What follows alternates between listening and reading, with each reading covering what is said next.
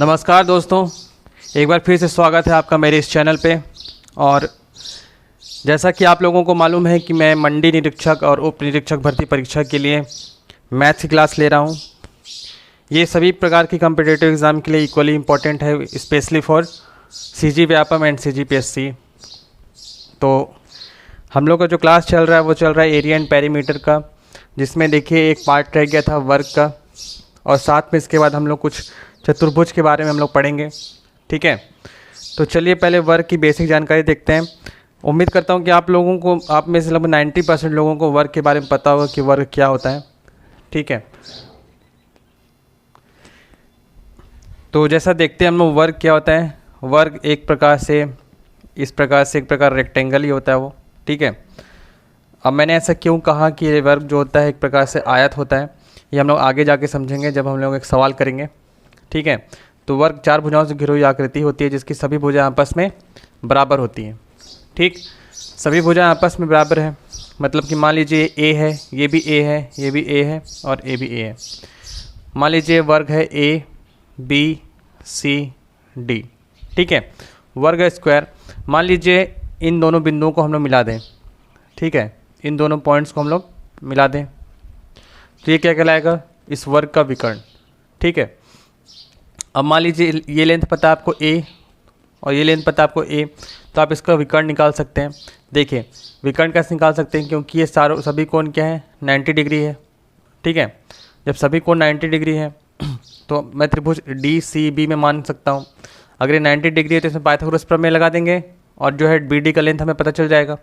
ठीक है, तो पाइथागोरस प्रमेय से हम लोग मान लीजिए x है, x का मान हम लोग निकाल सकते हैं √A² + A² या फिर √2A² या फिर A√2।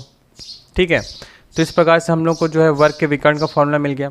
वर्ग का विकर्ण क्या होगा, A√2, जहाँ A क्या है, वर्ग की भुजा। ठीक है, इतनी बात समझ में आई। दूसरी बात, वर्ग के परिमाप की बात कर लेते हैं।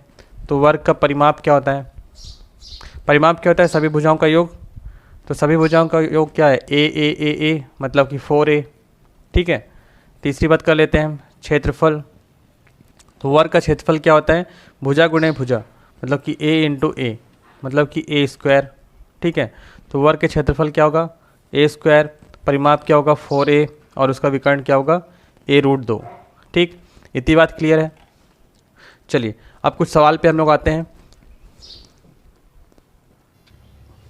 तो क्वेश्चन नंबर 1 जो है आपके स्क्रीन पे दिखाई दे रहा होगा। देखिए सवाल में क्या कह रहा है कि किसी वर्ग की परिमिति 48 मीटर है, मतलब कि इसका परिमाप दिया हुआ है। ठीक है, परिमाप कितना है, 48 मीटर। अब क्या बोल रहा है, उस वर्ग का क्षेत्रफल ज्ञात करना है। ठीक है, मान लीजिए क्या ये वर्ग है, मान लीजिए ये कोई वर्ग है। ठीक है, अब क्या बोल रहा है, 4A हमको दिया है कितना, 48। तो A की वैल्यू यहाँ से आ जाएगी 4 एकम 4 और 4 दूनी 8 मतलब 12 मीटर। ठीक है, तो इसका एरिया हम लोग निकाल सकते हैं।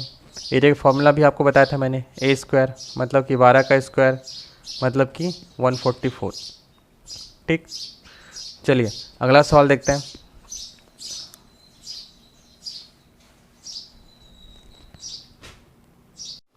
चलिए अगला सवाल देखते हैं। अगले सवाल में आपसे क्या कह रहा है, किसी वर्ग की भुजा को 10% बढ़ाने से बना क्षेत्रफल तथा वर्ग की उसी भुजा को 10% घटाने से बने क्षेत्रफल का अनुपात ज्ञात कीजिए। ठीक है, मतलब कि क्या बोल रहा है कि एक बार क्या कर रहे हैं कि जो वर्ग था उसके भुजा को 10% बढ़ा दे रहे हैं।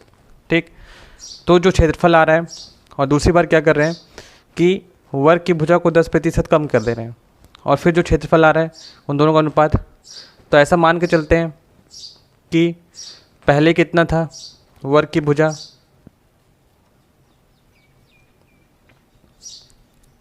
मान लीजिए 10 थी। ठीक है, तो तब इसका क्षेत्रफल क्या रहा होगा, 10 × 10 भुजा गुणे भुजा मतलब कि 100 रहा होगा। ठीक है, अब तो पहले केस में हम लोग क्या कर रहे हैं, पहले केस में हम लोग वर्ग की भुजा को क्या करें, 10% बढ़ा दे रहे हैं। तो 10 का 10% कितना आ जाएगा, 1। ठीक है, तो हम लोग 1 बढ़ा दे रहे हैं, तो वर्ग की भुजा अब कितनी हो गई, 11। तो इस प्रकार से इसका एरिया कितना हो गया, 11 × 11 मतलब कि 121। ठीक है, अब सेकंड केस देखते हैं। सेकंड केस में क्या कह रहा है कि वर्ग की भुजा को 10% घटा दे रहे हैं, ठीक है। तो 10% घटा दे रहे हैं मतलब 10 का 10% घटा दे रहे हैं, मतलब कि 10 का 10% एक घटा दिए तो कितनी होगी भुजा 9, ठीक है।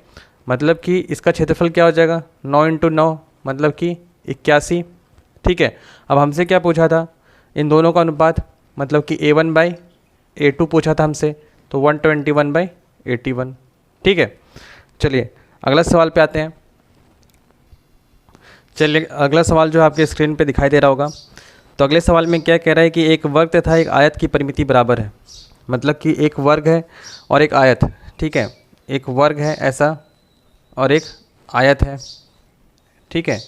अब क्या बोल रहा है दोनों की परिमिति बराबर है, मतलब कि इसकी और इसके दोनों का परिमाप बराबर है, ठीक है।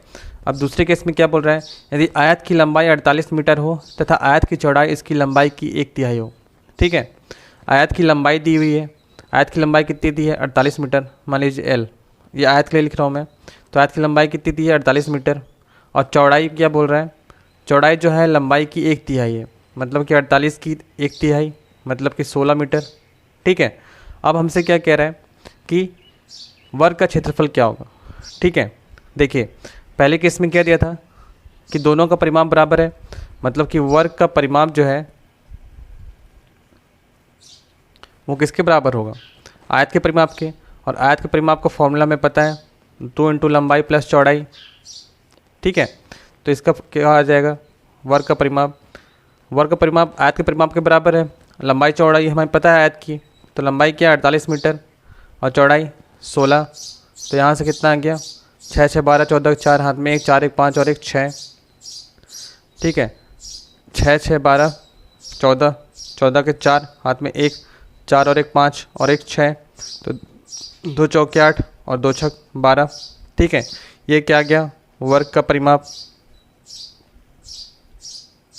अब आपको पता है कि वर्ग का परिमाप क्या होता है 4a, 4a किसके बराबर दिया है 128 के बराबर, तो इसकी भुजा निकाल सकते हैं हम लोग, 4 × 3 = 12, 4 × 2 = 8, ठीक है।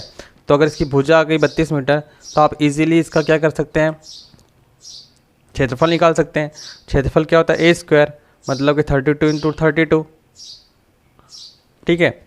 इसको गुणा कर देंगे और 2 × 2 = 4, 2 × 2 = 4, 2 × 3 = 6, 3 × 2 = 6, 3 × 3 = 9, ठीक है। तो 4, 6 × 6 = 12, 2 हाथ में 1, 10, तो आंसर कितना आ गया 1025 वर्ग मीटर, ठीक है।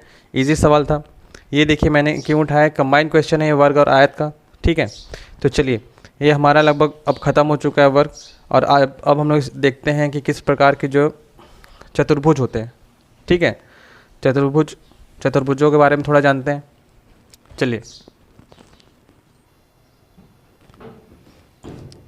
तो देखिए दोस्तों, हम लोग अब देखने वाले हैं चतुर्भुज के बारे में, क्वाड्रिलेटरल्स, ठीक है। चतुर्भुज या फिर इंग्लिश में से क्या कहते हैं क्वाड्रिलेटरल, ठीक है।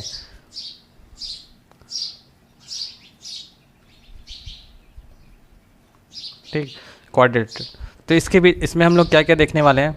सबसे पहले तो हम लोग देखेंगे क्या समांतर चतुर्भुज, ठीक है।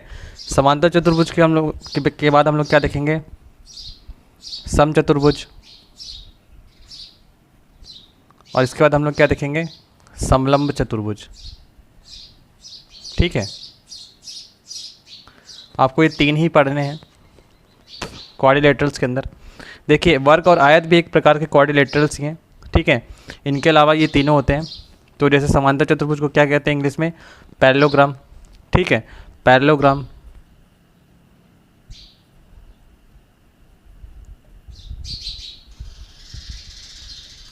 और समचतुर्भुज को क्या कहते हैं रोम्बस, ठीक है। और समलंब चतुर्भुज को क्या कहते हैं ट्रेपेजियम, ठीक। तो चलिए एक एक करके हम इन तीनों के वो देखते हैं और इनकी प्रॉपर्टीज़ के बारे में जानते हैं। देखिए मैं आपको क्या करूँगा, इसमें आपको एरिया एंड पेरीमीटर के अलावा मैं इसमें क्या बताऊँगा आपको कुछ थोड़ी बहुत ज्योमेट्री की प्रॉपर्टीज़ इनकी, ठीक है। ताकि आपको ज्योमेट्री में भी जो है आसानी हो सके। बाकी डिटेल में हम लोग जो है वो ज्योमेट्री के टॉपिक में इसको देखेंगे। ठीक, तो पहला टॉपिक क्या है, समांतर चतुर्भुज या पैरेललोग्राम। ठीक है, देखिए समांतर चतुर्भुज जो होता है एक प्रकार का आयत ही होता है। ठीक है, आयत से आप इसे समझ सकते हैं। तो इस प्रकार से आप इसे परिभाषित कर सकते हैं कि समांतर चतुर्भुज एक प्रकार का आयत है जिसमें कोई भी भुजा 90 डिग्री की, मतलब कोई भी एंगल जो होता है वो 90 डिग्री का नहीं होता। ठीक है, और आमने सामने की भुजा बराबर होती है। मतलब कि मान लीजिए ये पॉइंट ए है, ये बी है, ये सी है, ये डी है। ठीक है, तो ए बी जो होगा वो सी डी के बराबर होगा और ए डी जो होगा वो बी सी के बराबर होगा। ठीक, और कोई भी एंगल जो है, ये जो एंगल है ये 90 डिग्री के नहीं होंगे। ठीक, दूसरी बात, मान लीजिए ये दो विकर्ण हैं इसके। ठीक, अगर ये दो विकर्ण हैं तो मान लीजिए पॉइंट ई है, इस बिंदु पे ये दोनों क्या करते हैं, एक दूसरे को काटते हैं। तो ये ई जो पॉइंट है वो दोनों विकर्ण को बराबर भागों में विभाजित करता है। इसका मतलब क्या है कि डी ई बराबर होगा बी ई के, और ये किसके बराबर होगा, बी डी बाई 2 के। ठीक, दूसरी बात, ए ई जो होगा वो बराबर होगा ई सी के, और ये किसके बराबर होगा, ए सी बाई 2 के। ठीक, दूसरी बात करते हैं इसके परिमाप के बारे में। तो परिमाप आपको मालूम ही है, परिमाप क्या होता है, सभी भुजाओं का योग। ठीक है, परिमाप या पेरीमीटर जो है वो क्या होगा, D C plus B C plus A B plus A D. ठीक, तीसरी बात करते हैं क्षेत्रफल या इसका एरिया। ठीक, तो इसका क्षेत्रफल क्या होता है, क्षेत्रफल देखिए आप किसी भी एक भुजा को आधार मान लीजिए। ठीक है, जैसे मान लीजिए मैंने माना सी डी को आधार मान लिया। ठीक, तो इस आधार पे सामने के शीर्ष से एक लंब डाल दीजिए। ठीक है, यहाँ से एक लंब डाल दिया मैंने, ये मान लीजिए बिंदु F है। ठीक है, तो अब क्या हो जाएगा इसका क्षेत्रफल, आधार इंटू ऊंचाई।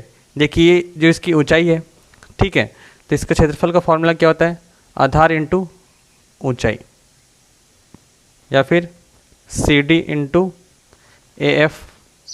ठीक, तो देखिए समांतर चतुर्भुज के बारे में इतना ही था। अब हम लोग देखते हैं क्या समचतुर्भुज के बारे में।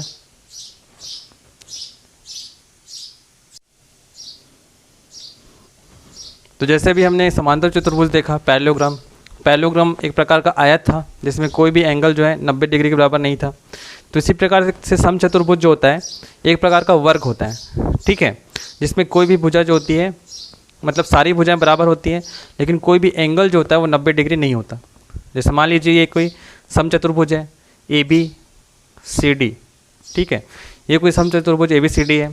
ठीक, तो इसमें क्या होगा, सारी भुजाएं आपस में बराबर होगी। मतलब अगर ये ए है तो ये भी ए होगा, ये भी ए होगा, और ये भी होगा ए होगा।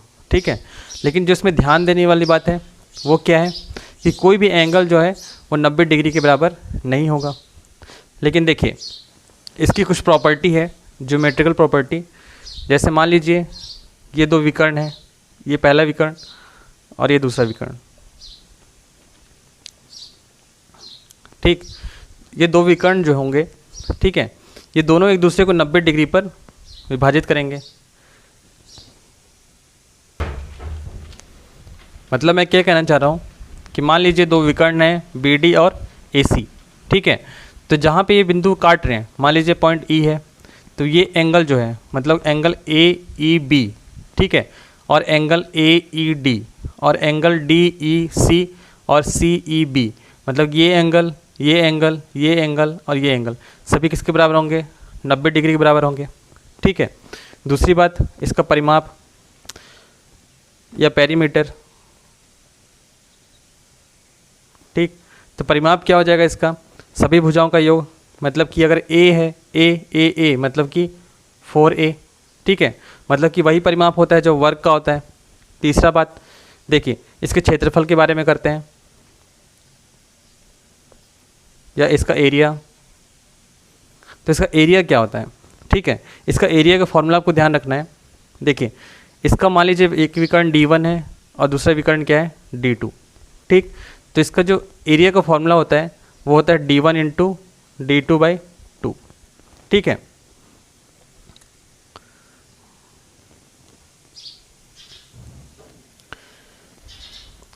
तो इसके क्षेत्रफल का फॉर्मूला हो गया। ठीक, मान लीजिए आपको किसी केस में क्या है कि आपको विकर्ण मालूम नहीं है, ठीक है, तो आप इसके दूसरी फॉर्मूला लिख सकते हैं क्षेत्रफल के लिए। इसके दूसरा क्षेत्रफल क्या हो सकता है, आधार इंटू ऊंचाई। ठीक है, मान लीजिए ये आधार है और ये इसकी ऊंचाई है। ठीक है, मतलब कि ए पॉइंट से हम लोग सी डी पे एक लंब डाल रहे हैं, तो अगर इसकी ऊंचाई h है तो इसका क्षेत्रफल क्या होगा, सी डी इंटू एच। ठीक है, दूसरी बात करते हैं हम लोग, इसके विकर्णों के बारे में हम लोग संबंध देख लेते हैं। विकर्ण और भुजा में क्या संबंध होता है, जो कि सबसे इम्पॉर्टेंट है। ठीक, तो इसके विकर्ण और भुजा में जो संबंध होता है वो होता है 4a² बराबर d1² प्लस d2²। ठीक है, ये फॉर्मूला आपको याद रखना है, 4a² is equal to d1² plus d2²। ठीक है, चलिए अगला देखते हैं। तो अगली आकृति क्या है, ट्रेपेजियम की या समलंब चतुर्भुज। ठीक है, तो देखिए समलंब चतुर्भुज होता है क्या है, समलंब चतुर्भुज में एक प्रकार का चतुर्भुज है जिसमें दो भुजाएं एक दूसरे के समानांतर होती हैं और दो भुजाएं समानांतर नहीं होती। ठीक है, इसमें हम लोग देख रहे हैं कि दो भुजाएं समानांतर कौन सी हैं, ए बी और सी डी। ठीक, तो अब इसके बारे में कुछ हम लोग प्रॉपर्टी देख लेते हैं। सबसे पहली बात तो क्या है कि इसका क्षेत्रफल।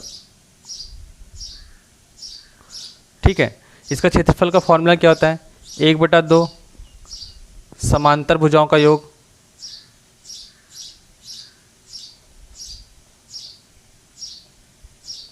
इंटू ऊंचाई। ठीक है, मतलब 1/2 समानांतर भुजाएं कौन कौन से हैं, ए बी और सी डी, तो इनका योग A B plus C D, और ऊंचाई मान लीजिए इसकी कितनी है, यहाँ से एक लंब डालें h, तो इसकी ऊंचाई h। ठीक है, दूसरी बात करते हैं हम लोग, मान लीजिए आपको क्या है, इसका क्षेत्रफल निकालना हो। ठीक है, तो इसके क्षेत्रफल के लिए आप क्या कर सकते हैं, यहाँ से बिल्कुल एक सीधा लंब डाल सकते हैं और यहाँ से भी एक लंब डाल सकते हैं। ठीक, इस प्रकार से क्या हो जाएगा, ए बी और यहाँ मान लीजिए पॉइंट क्या है, ई और एफ। तो देखिए यहाँ पे तीन आकृति बन गई। एक आकृति एक त्रिभुज है ए एफ डी, एक समकोण त्रिभुज। दूसरी आकृति क्या है, एक वर्ग है ए बी ई और एफ। और तीसरी आकृति क्या है, एक प्रकार से एक त्रिभुज समकोण त्रिभुज है बी ई सी। ठीक है, इन तीनों का त्रिभुज मतलब इन तीनों आकृतियों का क्षेत्रफल को योग करके आप निकाल सकते हैं। ठीक है, इन तीनों के लिए आपको फॉर्मूला पता ही है। इसके लिए आप 1/2 आधार गुणे ऊंचाई, इसके लिए भी 1/2 आधार गुणे ऊंचाई। ठीक है, और इसके लिए आप मान लीजिए अगर यहाँ पे वर्ग बनता है तो आप वर्ग का फॉर्मूला लगा दीजिए a², और अगर आयत बन रहा है तो लंबाई इंटू चौड़ाई। ठीक, तो ये सवाल पे बेस होगा, जब हम सवाल करेंगे तो आपको ये बेसिक जो है अच्छे से समझ में आ जाएगा। ठीक, तो चलिए ये हम लोग बेसिक की बातें कर लिए, अब हम लोग कुछ क्वेश्चंस देख लेते हैं। ठीक, देखिए अगले सवाल में आपसे क्या कह रहा है, जो सवाल आपके स्क्रीन पे शो हो रहा होगा, इसमें आपसे कह रहे हैं कि एक समचतुर्भुज का परिमाप 20 सेंटीमीटर और एक विकर्ण 8 सेंटीमीटर है। ठीक है, मतलब कि इसका परिमाप दिया हुआ है हमें 20 सेंटीमीटर और इसका एक विकर्ण दिया हुआ है 8 सेंटीमीटर। ठीक है, अब क्या बोल रहा है, तो दूसरे विकर्ण की लंबाई ज्ञात कीजिए तथा चतुर्भुज का क्षेत्रफल भी ज्ञात कीजिए। ठीक है, हमें D2 पता करना है और इसका एरिया निकालना है। ठीक, तो देखिए मान लीजिए वो क्या है ए बी सी डी। ठीक, अब परिमाप हमें मालूम है, परिमाप कितना है 20 सेंटीमीटर, और हम लोग जानते हैं कि समचतुर्भुज की प्रॉपर्टी से कि सभी भुजाएं आपस में बराबर होती हैं। मतलब कि अगर ए है, ये भी ए है, ये ए है और ये ए है। ठीक है, तो परिमाप क्या होगा, 4a बराबर 20 सेंटीमीटर, तो ए आ गया हमारा 5 सेंटीमीटर। ठीक है, मतलब कि हमें भुजा की लंबाई पता चल गई 5 सेंटीमीटर। ठीक, दूसरी बात, मैंने आपको एक फॉर्मूला अभी जस्ट अभी बताया था, वो फॉर्मूला क्या था, 4a² बराबर d1² प्लस d2²। ठीक है, तो यहाँ से a की वैल्यू रख देते हैं और d1 की वैल्यू रख देते हैं। तो 4a की वैल्यू 5 का स्क्वायर बराबर d1 क्या है 8 का स्क्वायर प्लस d2 का स्क्वायर। ठीक है। तो 4 5 5 25 बराबर 64 प्लस D2 का स्क्वायर, ठीक है। तो ये हो गया 100 माइनस 64 बराबर D2 का स्क्वायर। तो D2 यहाँ से कितना आ गया, √36 या फिर 6, ठीक है।